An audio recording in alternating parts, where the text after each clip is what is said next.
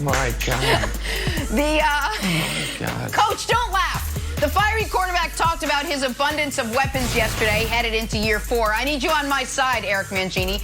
Baker said, quote, "We have a lot of great players, and this isn't taking anything away from them because I love these guys, but it doesn't matter who we have. If we don't have chemistry and we don't do our jobs, none of it matters." Right. Brandon, you trust Baker to take advantage of the Browns' playmakers this season? You know what? I don't know, Jenna. I don't know. It's not just Baker. It's also the coach, the offensive coordinator. Who's calling the plays?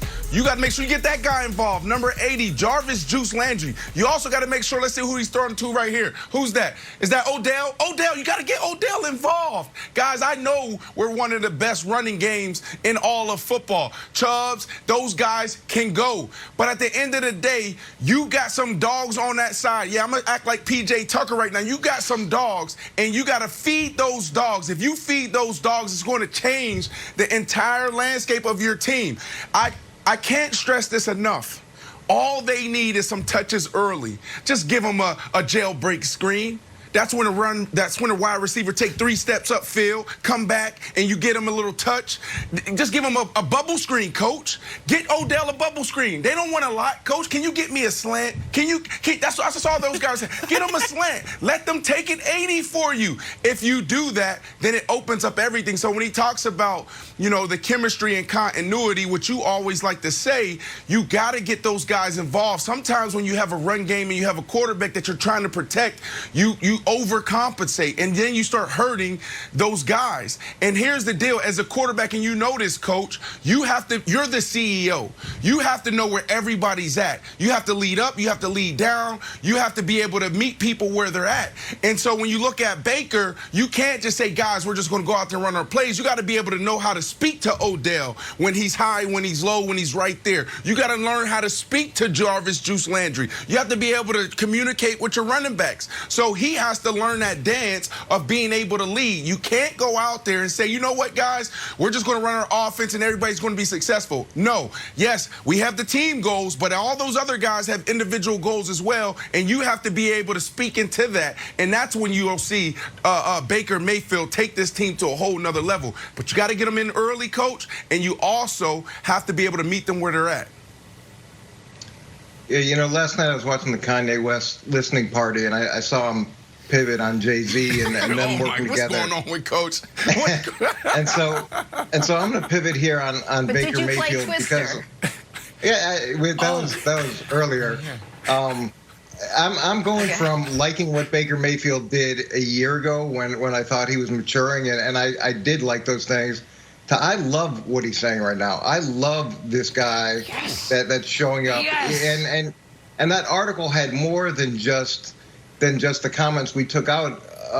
He talked about players on defense. He talked about the fact that they need to look at this as a new season. You don't get to start where you finish. There's an element of maturity here that's different. It's different, and it should be exciting to everybody in Cleveland, and it's exciting to me. I love when players develop, and I think, to your point, Brandon, he has a chance from a leadership standpoint because of this to be able to reach all those players that you talked about. And it's a very diverse locker room, and there's only one football, and a lot of people are going to want it.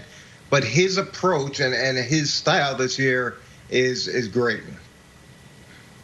Well, and America might be saying, if they did read the article, like, you don't start where you finish. Where have I heard that before?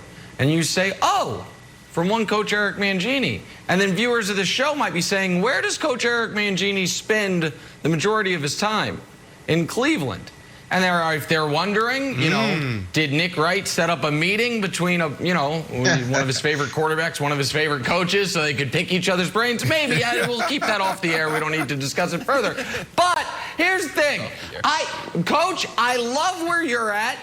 And Brandon, I'm going to wear you down on this one. Because you snuck a little line in there you thought I wouldn't hear. And the line was, quote, when you have to protect your quarterback, end quote. You don't got to protect Baker Mayfield. Baker Mayfield's star. Baker Mayfield, over the final 10 games of last year, had 16 touchdowns, 2 picks. He's a star, buddy. Heisman Trophy winner, #1 pick, won a playoff game in Cleveland. He won a playoff game in Cleveland. Do you know how many playoff games they had won since he was born? 0. And then Baker Mayfield comes to town, and they're awesome. Yeah, exactly. So this is going to be the year, Wilds, that Brandon says, you know what? Baker Mayfield, that's the guy. That's the guy that the Browns drafted him to be. And, yes, please, Brandon, go ahead. Go. Wilds, listen, Wilds, this is all I need. If Baker goes out and perform, I'll do that. But I need, on the other end, I need Nick. If Josh Allen goes out there and he does his thing, then I need him to show love and give flowers to the guy in Buffalo as well. I need Josh Allen to beat Mahomes first. I got to tell you, sorry, I need him to beat Mahomes. Wilds, I know we're talking about Cleveland. Mahomes. Let's get back on track. But I just need that. All right. Yeah, sorry, go ahead. Bring it back to Mahomes. Yeah, I can't commit to that. Go ahead, Coach, I want to ask you what Brandon said. Because I'm not, usually if someone says something on the show, you dig in with them. And you're like, well, let me ask you, but I know what Brandon is going to say.